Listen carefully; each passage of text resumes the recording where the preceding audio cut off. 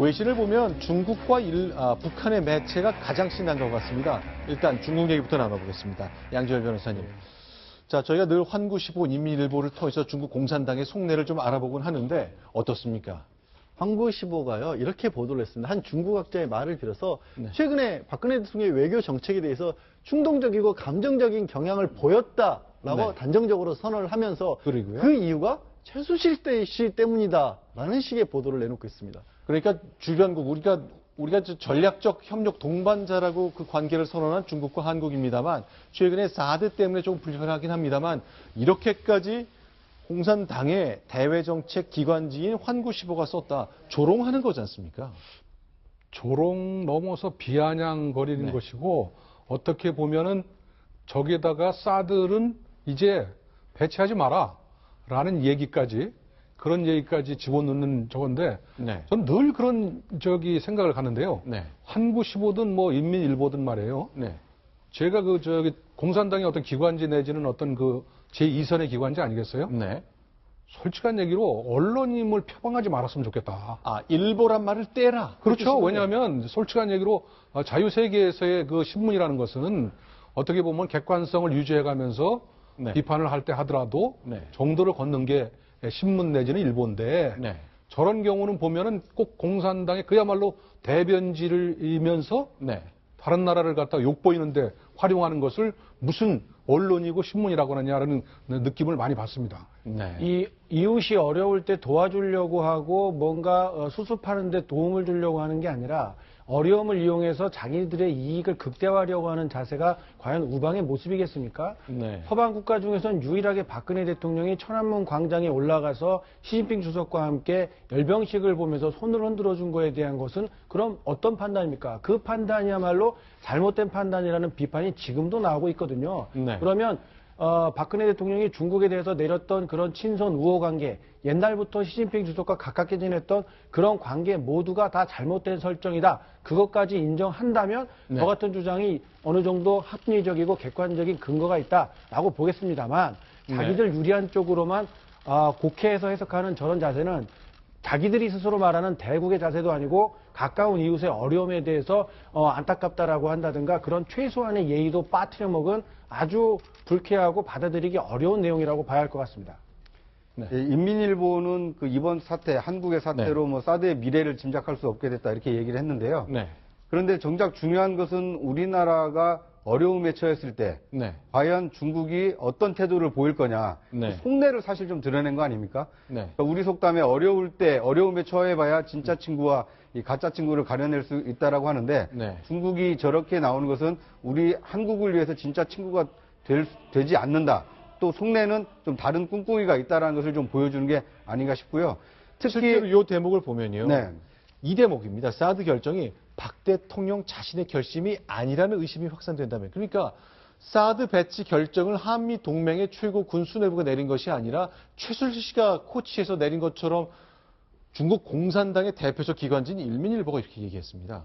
근데 이분들은 앞으로 한국을 상대하지 않겠다는 뜻입니까? 이렇게 할 수 있습니까?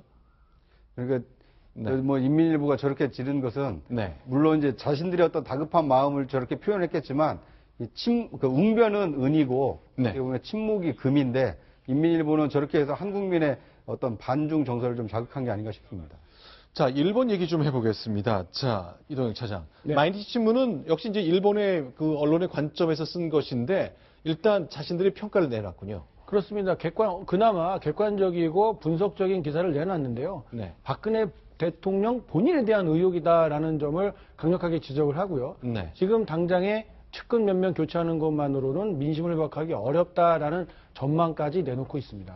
자, 근데 우리 이제 한중일 3국 정상회담 남겨놓고 있습니다만 쉽지 않은 상황까지 왔습니다. 이제 북한도 비슷한 논조의 보도를 내고 있거든요. 노동신문 한 장면 소개해드리겠습니다.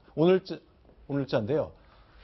뭐 지금 북한은 말로 할 수 없을 만큼 아주 강한 톤의 비난 어조로 일관되게 지금 큰 지면을 할애하고 있습니다.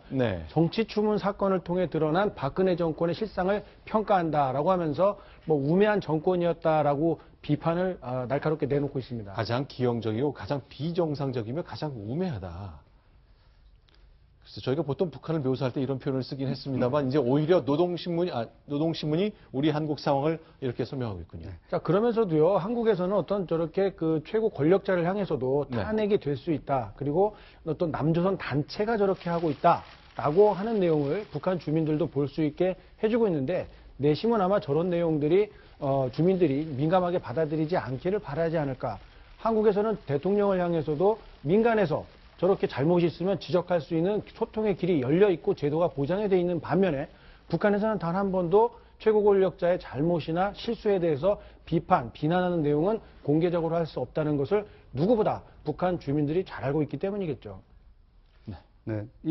제가 그 북한하고 가까운 데 사는데요. 네. 요즘 연일 이 대남 방송을 이렇게 시끄럽게 하고 있습니다. 네. 근데 이제 대부분 이 박근혜 정권을 욕하는 내용이거든요. 아, 북한에서 가까이 산다는 거는 네, 접경 지역에서 가까이 예, 그 뜻이죠. 네, 그렇습니다. 북한에 사는 건 아니고요. 예. 그런데 이 최순실 사건으로 정치적으로 큰 타격을 입은 3명이 꼽히지 않습니까? 네. 그 중에 한 명이 이제 이 강진에 칩거하다가 정계 복귀를 선언한 손학규 전 민주당 대표가 꼽히고요. 네. 또 이 송민순 회고록으로 어떻게 보면 정치권의 어떤 이제 주목을 받았던 송민순 전 장관도 꼽히고 네. 이 가장 큰 타격을 입은 사람이 김정은이라고 합니다. 그건 왜 그렇죠? 왜냐하면 지금 미국의 그 대선으로 자기 나라 선거에 바쁘죠. 네. 그다음에 한국은 이 최순실 사태 때문에 북한 핵 문제라든지 북한 미사일에 대해서 전혀 지금 관심권 밖에 떨어져 있는 거 아닙니까? 네. 그러니까 4차 핵실험 이후에 5차 핵실험을 예고하고 어떻게 하면 국제 질서 속에 또는 한국에게 자신의 존재감을 높이려고 했었는데 네. 최순실 사건 때문에 워낙 지금 묻혀 있다 보니까 할 수 있는 채널이라는 게 노동일보 일부, 그다음에 이 대남 방송을 통해서 이 정권을 욕하고 있는데 그런다고 해서 남한이 흔들리지 않는다는 것을 이 자리를 빌어서 꼭 말씀드리고 싶습니다. 네. 그럼에도 불구하고 네. 국제적으로 망신인 건 틀림없습니다. 그러니까 제가 볼 때는 이 망신 당한 거는 뭐 어쩔 수 없다고 보더라도 네. 제가 저기 일본 기자들 만났을 때 그런 말을 했어요. 네. 보도하는 건 좋으나 네. 비아냥거리지는 마라. 이렇게 얘기를 했습니다만 어쨌든 간에 빨리 이 문제를 네. 수습 차원으로 가져가는 것도 네. 또 국가의 국격이고 능력이다. 그런 생각을 해봅니다. 알겠습니다.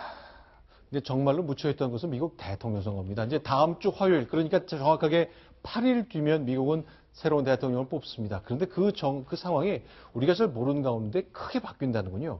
무엇일까? 그리고 그것이 최근에 나온 최순실 게이트와 이상하리만치 흡사합니다. 지금부터 그 얘기 나눠보겠습니다.